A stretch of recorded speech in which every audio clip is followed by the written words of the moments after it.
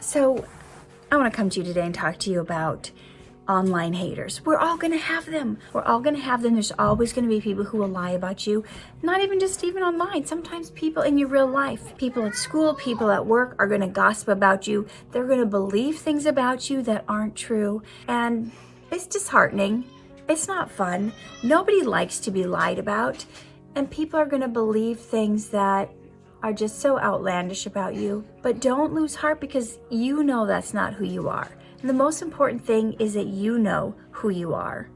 The people who really love you and care about you, who are around you, they're not going to believe the trash that people are spouting about you. They're not going to believe the lies. I've been having so many people send me, oh, did you see what somebody said about you? Did you see what whoever made a video about you, blah, blah, blah. I'm not even interested in watching it. I'm not interested in somebody else's opinion about me, because it doesn't make it the truth. So here's the thing to remember, guys. Just because somebody says it doesn't make it the truth. Just because somebody thinks it doesn't make it the truth. You have to know who you are and be secure in who you are, no matter what anybody is saying about you. Stressing about it isn't going to help. Trying to correct everybody coming against you isn't going to help. That is exhausting. I attempted that a couple times. All these people were, saying whatever lies about me, and I was trying to go back and say, no, that's not true. This is what it is. This is what really happened. But you do that and you think, well, other people will see that you answered. No, they're not reading your comments and somebody else's comments. It's not even happening, and it's exhausting. And you don't want to make your life about correcting everybody who's wrong. You don't want to make your life about correcting all the people who are saying things that aren't true, because what is the purpose of that? You don't have to go around defending yourself. And, if we're going to take an example from the Bible, Jesus never did. He never went around correcting everybody who was accusing him of saying wrong things about him, of making up lies about him. He remained silent. The book of Isaiah says, like a lamb stays silent before its shearers. So those people they're about to cut your coat off. They're about to just slice all your wool off, and they're not even going, bah. And that's what I want you guys to do. I know it sounds silly. I don't even want you to go, bah, when someone is saying something about you. Just let it go. Don't even worry about what other people are saying, because it's inconsequential. What somebody thinks about you, what somebody says about you, is who they are. It's what they're projecting. It's their worldview. It's their perception. And someone else's opinion doesn't make it the truth. So being fixated on what other people are saying or doing, all it's going to do is take you off your game. It's going to take your eyes off the prize. Whatever your goals are in life, you're going to be going back. You're going to be going backwards. Looking at what other people's comments are about you is you going backwards to the trash, to the vomit, to the throw up people have done and given you. And yuck, that's smelly. It's not going to get you closer to your goals.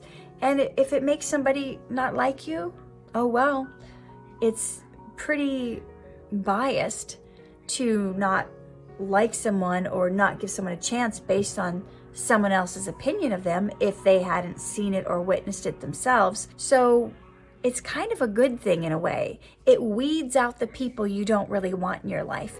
If someone is going to be so quick to dismiss you, to not give you the time of day, to not believe that you're a good person, based on some comment that somebody else said, then it's probably not the kind of people you want around you if they're going to just whip around with the wind. Oh, Katherine did this, or oh, that person did that. Oh, no, I don't have anything to do with them. The Bible says, in the mouths of 2 or 3 witnesses, it shall be established. So if there's not 2 or 3 witnesses to this behavior you've supposedly done, I wouldn't even worry about it. Don't even worry about it. It's taking up too much of your precious time, and you've got more to your life, your goals, and your dreams than that. So just be able to let it go. It doesn't matter what they say. It matters what you think and feel in your heart. It matters what God says. It matters what the people close to you say that you care about. And if you've done something in their eyes to offend them or let them down, go to them, have a conversation with them. Try to make things right if there is anything to make right. But if there isn't, if it's somebody that you want to keep having a relationship with, go to them and say, hey, you know, it seems to me you've been a little distant lately. Is it because somebody said such and such about me? I want you to know that that's not true. I don't know if you're believing that's true, if that's why you're not talking with me, but that's not what happened. And you know, can I share with you what happened? And ask them. If they don't want to have anything to do with you based on something that somebody made up about you or misconstrued, sometimes we do something and somebody makes it mean something else. So you may do something and somebody thinks you have wrong motives or ulterior motives for doing the thing that you did, and they don't even know the full story. So we can't do anything to change people's opinions. We can't do anything to make them think differently. If we feel compelled to, we can share the truth if it's somebody that we are trying to salvage a relationship with. But if they don't want to listen, I mean, I know it's painful. I know it's hurtful.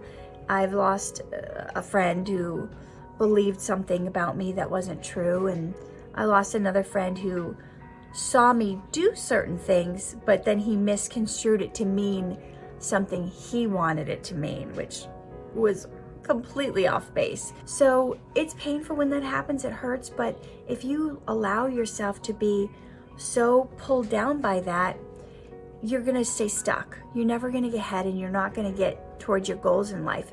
Anyone who has achieved anything noteworthy, anyone who has been making waves, making goals, going after things, see, you have to draw a line in the sand and you have to say, this is what I'm about. This is not what I'm about. That's, I'm at my parents' house, and that is actually a landline phone, for those of you who've never heard the sound of a landline. Don't beat yourself up over the things that people are saying about you. People may beat you up, but don't beat yourself up. You have to be kind and loving to yourself, even when nobody else is being that. Just know that you're doing your best, you're trying your best, and even if you mess up, and even if you did do something wrong, you know, apologize to who you need to apologize to, and then from that moment on, start living the way you want to live and the way that you want to leave that legacy behind. And if people are going to misconstrue it, they're going to misconstrue it. Nothing you can do about it. So just move on. Just be yourself. Just do everything you can within your power to live in your integrity. If people don't see your integrity, that's on them. That's all I have to say. Take care.